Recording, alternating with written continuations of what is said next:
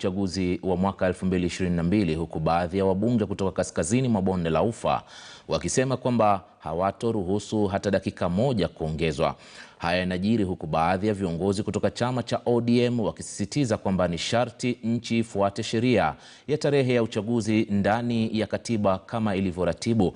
Elvis Kosgei alipata fursa na kuzungumza na mbunge wa Keio ya Kusini Daniel Rono, ambaye pia amesema wapo tayari kukigura chama cha Jubilee ifikapo Oktoba mwaka huu. Na tunajia katika eneo la Keio Kusini, kaunti ya Elgeyo Marakwet, ambapo nitamhusisha mbunge Daniel Rono ambaye ndio mbunge wa eneo hili kutathmini masuala ya siasa. Tumeona kwamba katika siku za hivi karibuni mirengo tofauti imejitokeza. Hali kadhalika tumeona kwamba vyama vinatafuta uungwaji mkono huku wakitaraji uchaguzi wa mwaka 2022. Asante sana mheshimiwa kwa kujiunga nasi. Tumeona kumekuwa na miungano ya kisiasa. Kuna huyu anasema kwamba tutawaunga wale, kuna hawa ambao wanasema wataunga wale. Najua muda kidogo unayoyoma, mwaka 2022 ndio uchaguzi ambao unakuja, na hasa katika eneo la kaskazini mwa bonde la Ufa tumeona vile vile ni kama mkondo unaonekana kuwa ni tofauti kidogo. Siasa ni kama hivyo. Hata kama ukiona siasa ilivyokuwa mwaka wa 2017, kulikuwa na muungano hapa na pale, kulikuwa na NASA, kulikuwa na Jubilee ambaye tuliungana mapati mingi ndiye twende mrengo ya siasa na elections. Hivyo pia itakuwa 2022. Lakini ile inachekesha zaidi ni ya ODM na Jubilee. Kitu la kwanza lazima ukubali ni kwamba ODM wanadanganywa ati kuna Jubilee. Jubilee ilikufa. Hakuna chama inaitwa Jubilee. Jubilee is just some particles. Ile yani vitu tudogo imebaki kwa hiyo chama. Ati sasa chama ile watu walihamia, munaambiwa munaongana naye ndiye mutengeneze chama kubwa ama ile kushikana kikubwa ndiye muelekee election. Kitu lazima tuelewe ni kwamba Jubilee ilikuwa Ruto na Ruto alikuwa Jubilee. Bila Ruto Jubilee ni mkepe tu, hakuna kitu iko ndani ya Jubilee. Hata hivyo wamesema wataungana na ODM, tunawatakia mazuri, waungane, wakuje wakutane na sisi hapa UDA. Sisi tunachenga chama. Na penye umeona chama ya UDA inachengwa speed. Nyumba inakuja kabisa, hata saa hii tumeweka roofing tayari. Tukiongea saa hii tuko na wanachama zaidi ya 500,000. Tukizungumzia uchaguzi wa mwaka 2022, kuna hisia mseto ambayo imetolewa. Kuna wale ambao wanasema kwamba uchaguzi lazima uwe ule ambao uliratibiwa na tume ya uchaguzi ya IEBC, huko wengine wakisema kwamba huenda uchaguzi utasogezwa mbele. Sijui nyie kama viongozi kutoka kaskazini mwa bonde la Ufa mna msimamo hasa kuhusiana na jinsi mambo ya uchaguzi 2020 itakavyokuwa? Mafikiria ya kusongesha uchaguzi, hakuna elections inasongeshwa, hakuna uchaguzi inasongeshwa. Uchaguzi ni August 2022, mwaka wa nani, mwaka ujao. Hakuna uchaguzi inasongeshwa. Hiyo ni mafikiria ya wetu wengine bado wanataka kukaa kwa viti. Na hiyo mafikiria sana zaidi ni mafikiria ya Excellency Uhuru Kenyatta. Hakuna mtu mwingine bado anataka kukaa kidogo. Ameona ya kwamba sasa tukielekea elections, mtu yake ule angependa achukue hiyo kiti hawezi chukua. So ameona afadhali akae kidogo. Lakini hatutaruhusu, na hata sheria hairuhusu, constitution hairuhusu. So hata hakuna hata ya maongeo mengi ati tunaongea ati mambo ya kufikiria. Hata kufikiria ni hatia. Kufikiria peke yake ni hatia ya kwamba ati unasongesha uchaguzi. Hiyo ni upuzi mtupu na hatutaruhusu kamwe. Hata viongozi wengi, hata mwenye hata anajua hawezi chaguliwa mwaka ujao, hawawezi kuruhusu. Mwisho, najua kwamba tayari mmesema kwamba mtatumia chama cha UDA katika uchaguzi ambao unakuja. Je, mbona hivi sasa nyinyi kama wabunge msijiondoe, ama mnangoja kipindi fulani ndio mtoke wote kwa pamoja? Unajua kwa sasa watu zaidi wa tangatanga na watu wenye wako mrengo ya laini ya William Samoei Ruto tumechimbwa kisiasa, tumeonewa kisiasa, na hatungependa mavita ya papa na pale. Na kwa sababu ukijiondoa mwezi wa 10 hivi, hakuna sasa election inaweza itwa, na unajua uchumi ya nchi hii inasoroteka, so hatungependa kutoka saa hii ndiye tupeleke nchi kwa njia mbaya ati sasa election ifanywe. Manake sisi ni wanachama wa UDA, sisi zaidi ya 150, so imagine election ikifanywa kwa constituencies 150, hiyo itasambaratisha nchi na itapeleka nchi kwa njia mbaya. So watu ungependa kufanya vitu kama hiyo.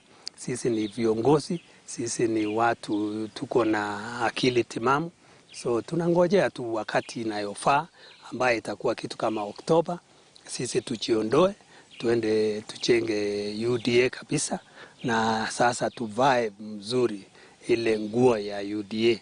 Lakini hata kwa sasa inajulikana tu tunaenda, so ya nini kutoka, na tumetoka ni mwili tu imepaki, lakini roho ilienda.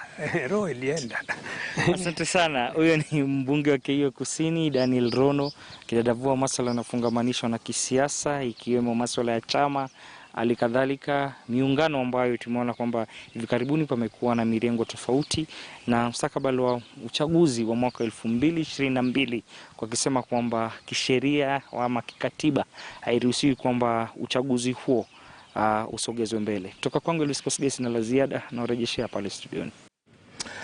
Na asante sana Elvis Kosgei kwa taarifa hiyo kutoka katika kaunti ya Elgeyo Marakwet. Tuelekee katika kaunti ya Taita Taveta bila shaka, na kwa muda sasa kumekuwa na maoni mseto kutoka kwa washikadau wa elimu kutoka sehemu mbalimbali hapa nchini kuhusu viwango vya elimu katika shule za msingi, haswa upande wa kusoma na kuandika.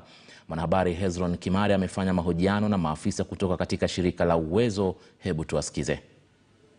Na kwa muda sasa washikadau mbalimbali wa elimu kutoka kote nchini wamekuwa na maoni mseto kuhusiana na jinsi ambavyo wanafunzi wanavyoelewa kuandika ama kusoma, hasa kutoka shule za msingi, zote shule za umma na vile vile shule za kibinafsi. Na hii leo hapa Voi nitakuwa nazungumza tu na baadhi ya maofisa kutoka shirika moja la Uwezo ambalo kwa hivi sasa wanaendeleza shughuli nzima ya kuhamasisha jamii jinsi ambavyo wanaweza kujua uwezo wa kusoma kwa wazazi na vile vile kwa watoto. Uwezo is a citizen-led initiative which assesses children on learning outcomes, and it's a national assessment.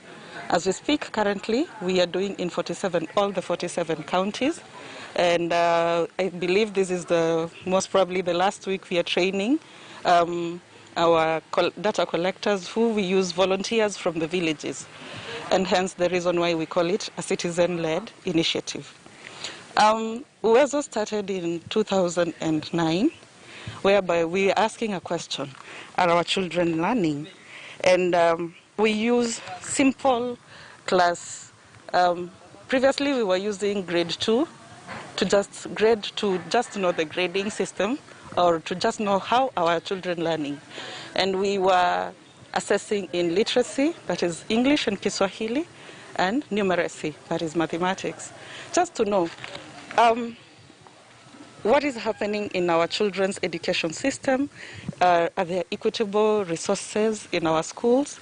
And also we want it to be a citizen thing, and now we are testing the children from home and ensuring that parents are involved also in their children learning.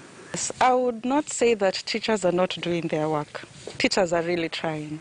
For example, currently with the FPE, that is free primary education, we've had an influx of enrollment, yes? And we've seen teachers being overwhelmed with a class of 100 or a class of 60 or a class of 50. And a teacher has only 10 weeks to teach. When we look at that, 10 weeks times 5 days of the week, that's 50 days. If you have 60 children, even if you decide to put a child a day, you'll have 10 children remaining. But if you as a parent, you take the initiative to go to the teacher and you have like a special thing to be custom made for a child, you know, now that becomes an initiative for you as a parent, and now it becomes a collective. So we can't say that teachers are not doing their work, but teachers are overwhelmed, yes, but they need also help from the parent. Our programs have been successful so far. So at the beginning, of course, the question was, are our children learning?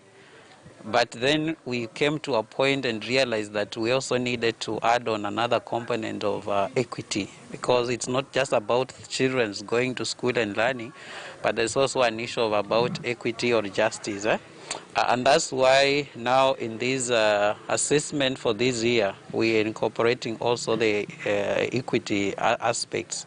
For example, you find that in some schools, maybe in some other areas, you find children are learning under a tree, and then you want to subject them to the same exam with the children who are in probably in well-off institutions, maybe in towns. One of the achievement of some of the reports that we've been releasing every for the last 6 years. These are the 7th assessment since the program started. The Tusome program was actually inspired by some of the discoveries that actually children are not learning generally. Okay. In fact, even yesterday here, the quality assurance officer indicated to us that the level of parental involvement in education of the children in this area is very it's very low, and that explains the reason why there is poor performance in this side.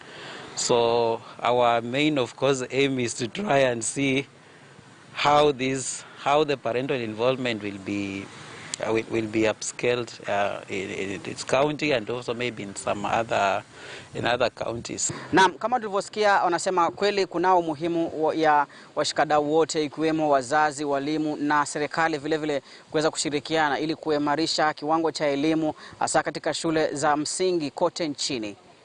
Nikiripotia KTN News kutoka Voi, mimi ni Hezron Kimari.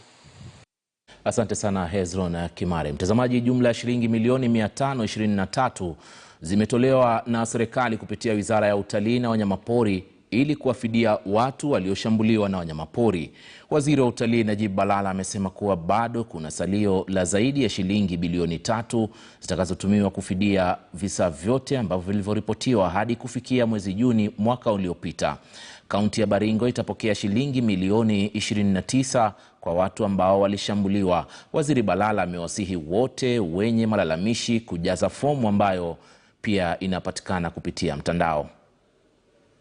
Wakati tunasema waangalie wanyama na waangalie nini, saa zingine waangalie sisi tukuimba na kufanya haya yote, lakini imefika na wakati ya kukaribisha sisi wananchi wa hapa hata mjue kwenu, na pia wageni wanaotoka ngambo wakuja wajue kwetu, kwa sababu Baringo sasa tumewekwa kwa ramana ya dunia kwamba tumefanya kukua chiopa. Yaani kila kitu ni ya kuangalia, miti kama hiyo, milima kama ile, wanyama mbogani kule, pamoja pia na ile nyimbo zetu, nguo zetu. So kila sehemu ya Baringo imekuwa sehemu ya kufurahisha na kuletea sisi wahisani. Kwa hivyo nashukuru sana National Government na kushukuru UNESCO kwa kuweka sisi katika ramana hiyo. Na kweli mimi ndo nimetoa hiyo kwenye orodha ya compensation. Miaka 3 imepita, lakini natambua watu kweli wameumia, na lazima tutafute mbinu turegeshe hiyo mambo ya nyoka kwa njia nyingine, kwa sababu kulikuwa wakora wameharibu sifa nzuri ya watu wa Baringo. Lakini najua shida ya mambo ya nyoka ni kwenye kaunti 3 ya muhimu sana: kaunti ya Lamu, kaunti ya Kilifi na kaunti ya Baringo. na lazima hawa watu ambayo wameathirika na mambo ya nyoka ama kuumwa kwa nyoka, lazima tuangalie pia wao ni binadamu. Na ukiwaangalia vizuri watu wameathirika, utasikitika na kuona kweli dhulma imefanyika na vipi wataweza kusaidika. Hivi kwa sasa, kwa sheria ya sasa, hiyo haipo kwenye usaidizi. Hawa ambao tunawasaidia hivi sasa ni wale wa miaka ya 2014.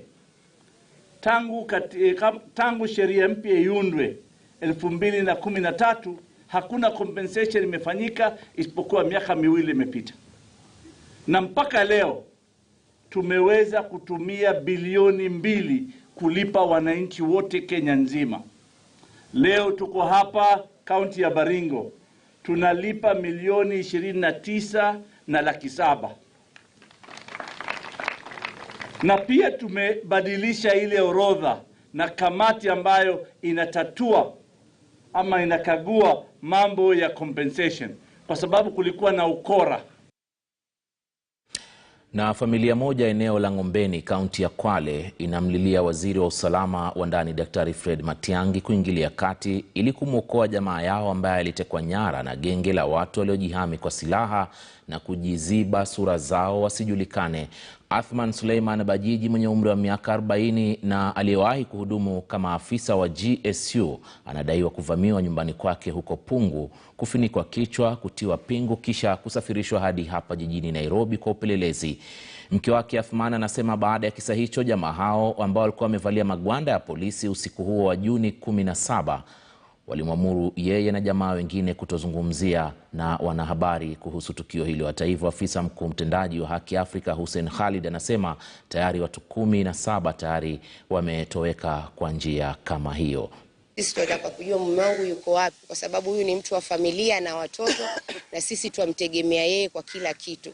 Tujue yuko wapi, anafanya nini, na kama ni makosa tujue ni makosa gani amefanya. Kama ni wa kufunguliwa mashtaka akafunguliwe mashtaka, lakini hiyo kuwa hatujui yuko wapi, hiyo sisi inatupa wasiwasi. Na wasiwasi mkubwa ni kuwa kwa kuwa alituambia tusifike kwa media, huenda labda na sisi pia wakatujia baadaye. Huo ndio wasiwasi wetu mkubwa. Mimi naomba serikali iwe na uwazi. Kitu kama kimefanyika, labda kuna mtu ana makosa, ni vizuri wamchukue, wampelekee police station, wamwandikie mashtaka, tujue ameshikwa kwa kitu gani. Sasa akiweza kutetewa, labda tumeweka wakili watamtetea, ikishindikana kama ni kufungwa afungwe, kama atakuwa anapatikana na makosa. Lakini sasa kama wamemweka pahali na hajulikani iko wapi, sasa hiyo ni wasiwasi. Hatujui iko wapi. Atafanya wengine pia wengine waweza kufa na mapresha. Yuko na watoto 6. Na bibi yake hafanyi shughuli yoyote zaidi ya kukaa nyumbani. Je, swali lipo kwenye hawa watoto, nani atakayewaangalia kwa sasa? So ombi langu mimi, naomba serikali iweke bayana, kiwa lipo lile kosa, basi sisi tuko tayari kupokea. Kenya ni nchi ambayo iko na sheria zake. Kwa nini mambo yanafanywa kiholela holela kinyume na sheria za nchi? Ni makosa makubwa kwa mtu yoyote kuchukua sheria, kuipindua na kufanya vile yeye anavyotaka. This kind of security management, tunaweza kusema it is outdated, it is primitive. Tunataka dialogue baina ya wapwani na viongozi wa usalama, wakiwemo Daktari Matiang'i, wakiwemo Inspector General, akiwemo DPP Haji na wengine. Tunataka vikao ili watueleze shida iko wapi, na sisi tuwaelezee changamoto ambazo tuko nazo.